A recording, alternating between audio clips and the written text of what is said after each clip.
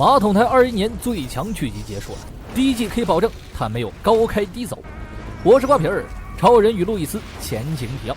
泰尔罗在最后时刻与歼灭者合2为1，为重现克星做最后一搏。克拉克、约翰联手制服了企图摧毁大都会的莱斯利等人，却失去了泰尔的下落。没想到泰尔盯上了半人半克星人的乔丹，迅速将其抓走，改造为克星人，将父亲泽塔罗的意识输入其中，场面顿时变成了你是我叔叔，但我是你爸爸。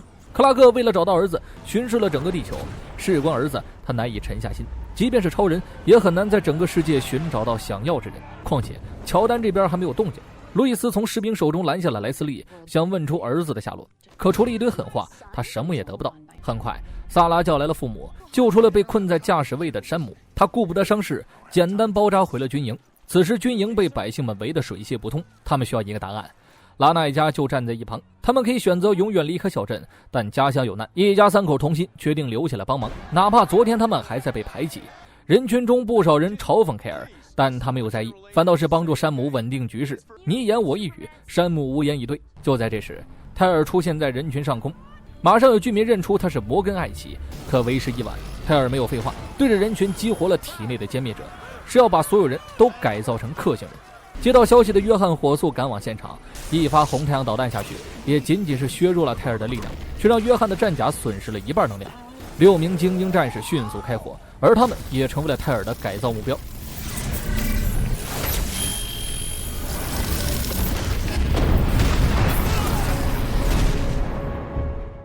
与此同时，克拉克的一声怒吼传到了乔丹耳朵里，他用残存的意识叫来了父亲。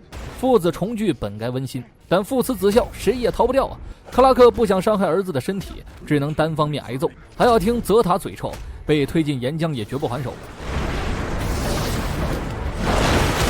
很快，克拉克听到了泰尔的动静，他连忙赶回了小镇，这完全就是泽塔引开超人的计谋。一夜未眠，山姆派人疏散百姓，并安抚了受惊的萨拉。手下6名精英被策反，而他们没有受到过 X 克什的辐射，很明显他们只是泰尔的工具人。那枚红太阳导弹的确管用，可惜是最后一枚。约翰拉着乔纳森去研发新的装备，替克拉克减少了家庭压力。回想起乔丹还有一丝残存意识，路易斯认为他像克拉克一样靠抗争来摆脱附身，可这么做难度太大了，对超人都是如此，对一个孩子更是渺茫。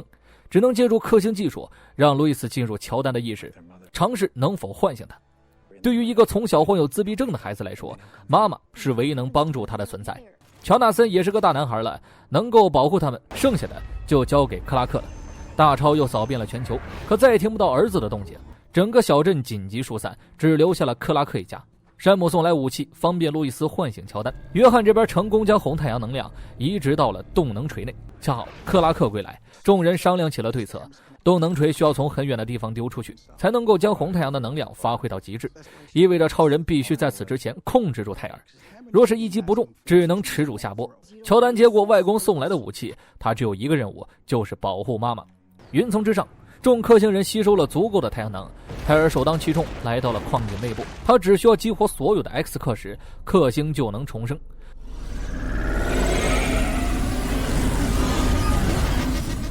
动静吸引了克拉克与约翰，两人按照计划赶到现场。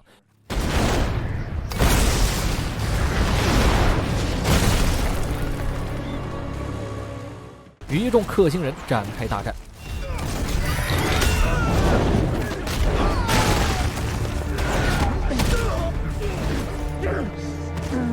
就在克拉克被偷袭围攻之际，约翰选择爆发战甲1半的能量帮其解围。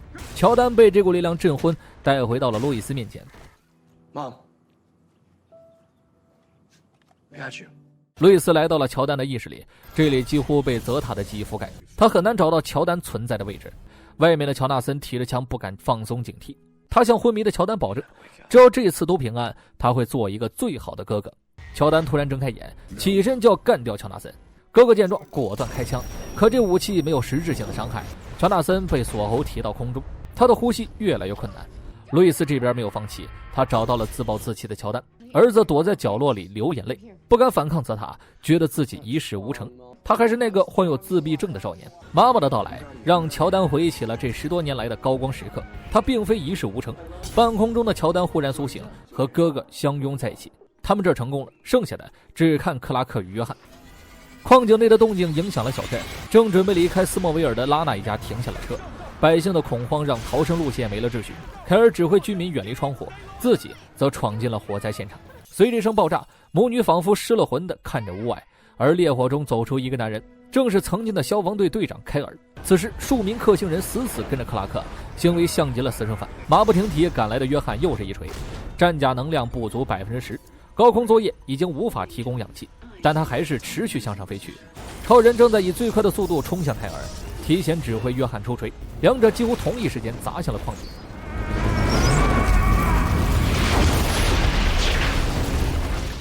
而随着能量的耗尽，约翰在思念女儿的回忆里闭上了眼睛。历练之火燃起，心如钢铁坚硬。他的使命完成了，静等死亡到来。但克拉克不允许他等死。直到这一刻，克星重生的计划被彻底打碎。泰尔恢复了自己的意识，他告诉克拉克：“我只是想要一个家。” You had it. We were brothers. 经历了这次灾难，小镇团结了起来。凯尔被重新召回消防队，市政厅也不再只是动嘴，而这一切的真相由超人解释给了大家。所有人聚集在凯尔家的后院，和当初一样，由他负责料理，大人们畅饮美酒，大口吃肉。屋子里的孩子们打着博弈联盟，只是这次他们爱上了大超。乔纳森与威克汉走到了一起，路易斯也如愿以偿地得到了凯尔的秘制酱料配方。他们两家成了最好的朋友。曾经排挤过凯尔和拉纳的邻居也纷纷道歉。路易斯卖掉了大都会的房子，一笔投入到了斯莫维尔公报。如今他控股一半，发布新闻再也不用看别人眼色。国防部再次向约翰抛出橄榄枝，因为山姆要退休了。女儿总说他不负责，他以后只负责照顾小家。见父亲走后，路易斯才来到约翰身边。他和克拉克都希望约翰能留在这里，但约翰微笑拒绝了。路易斯毕竟长得和他世界里的妻子一样，很难突破心里这道难关。他让路易斯照顾好家里那3个大男孩。庆功结束后，克拉克一个人来到了孤独堡垒，这里受损严重。他捡起地上的水晶。父亲乔尔再也不会出现了，对于克拉克来说，等同于失去了3次父亲。孤独堡垒是他第2个家，没有了父亲，也没有了待着的必要。克拉克没有想到家人贴心地为父亲准备了葬礼，就将水晶埋在光线最好的树下，让乔埃尔可以永远沐浴阳光。想起过往的点滴，克拉克鼻子一酸。完事后，他们准备给约翰送行。就在这时，一道破空声响起，众人连忙来到室外，只见一个逃生舱迫降在此，上面下了一个女孩，正是约翰的闺女奈特。随着父女的重聚，超人与路易斯第1季告一段落。这里其实想聊点题外话。结局的导演是汤姆·加瓦纳，已经说了很多次了，后面还是称呼为博士更为亲切。作为绿箭拓展宇宙第2集闪电侠的元老，博士也算是绿箭宇宙中最受欢迎的角色之一了。闪电侠中多少精彩的桥段都出自于他。Now run, Barry, run! 作为超路的结局导演，只能说博士太清楚我们想要的了。不能说有多惊艳，但至少全程看下来泪点是有的。其实 DC 这边的热度远不如隔壁，那边随便更新一部剧，各大论坛就会出现预测剧情或者讨论组。再看 DC 这边的剧，几乎就没有人讨论，某瓣的热评却还停留在超路第1集。博士可以说是赋予了逆闪新灵魂。大家都清楚，一个演员最怕的就是跟角色绑定，例如小罗伯特·唐尼、休·杰克曼或者是史蒂芬·阿梅尔。即使他们现在参演任何作品，观众只知道他是钢铁侠，他是金刚狼，他是绿箭侠。这其中不可否认是他们让这个角色活了，还有日积月累的陪伴。如今这些超英题材的剧集或者电影已经难回当年，资本介入让剧组难以发挥。近期寡姐斯嘉丽·约翰逊与迪士尼分道扬镳，我们更能看清楚资本他不在乎情怀。不说马桶台的绿箭宇宙， DCEU、MCU 的下坡都是肉眼可见的，默认把最差就是下一步当成了自我安慰。新片上线永远躲不过第1道门槛，那就是网友们的问候。作为一个不资深的爱好者，追更至今，不瞒各位说，鄙人也骂过也恨过，但是回过头来却发现，曾经觉得垃圾的，现在却是最香的。回到超路不能说它是最强，但也绝对碾压同平台近2年的剧集了。自开播以来，我看过最多的差评往往都是来自主角的颜值。他没有横超有型，没有布兰登英俊，也没有李福超经典，但狼超绝对不差。没有说评论冰箱必须要学会制冷，但大量吐槽他人外貌，这完全不可取。这个道理同样放在路易斯和任何人身上。超人的本质也并非是多高分的外貌，美漫的圈子相比之下要小得多。我们应当维护好这里面的环境，互相鄙视，互相优越，没那个必要。